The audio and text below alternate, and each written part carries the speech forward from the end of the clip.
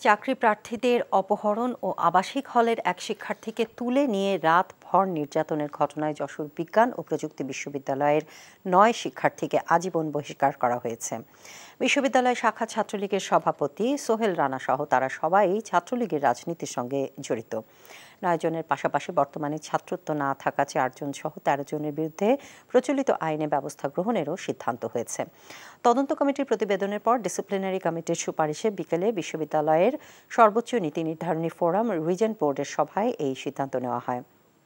গত বছরের 7 December lift operator পদে চাকরি প্রার্থীদের অপহরণের ঘটনা ঘটে।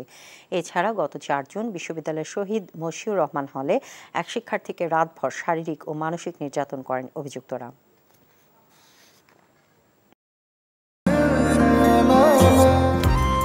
আমি মনে হয় তোমারে ভালোবাসি, মনে হয় না, আসলেই ভালোবাসি।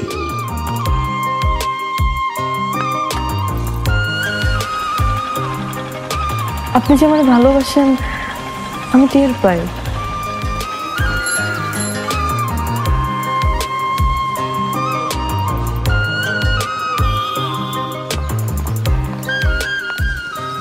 বুকের বাম পাশে যে ব্যথাটা হয়, ওই ব্যথাটার কাছে প্রশ্ন করে দেখো না, ভালোবাসো কিনা। 10 টাকা ঘুরাইয়া দেখেন ভাগ্যের চাকা।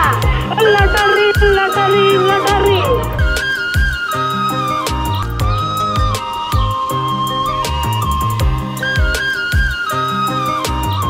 আপনি না চোখের যন্ত্রণা বুঝতে পারেন, বুঝে নেন।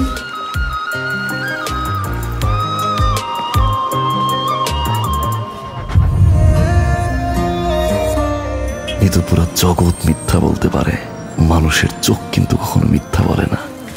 তোমার ওই চোখ বলে তুমি আমারে ভালোবাসো। আপনি কি আমারে দেখছেন? এখন জন্ম সনদ দিয়ে খোলো বিকাশ স্টুডেন্ট অ্যাকাউন্ট।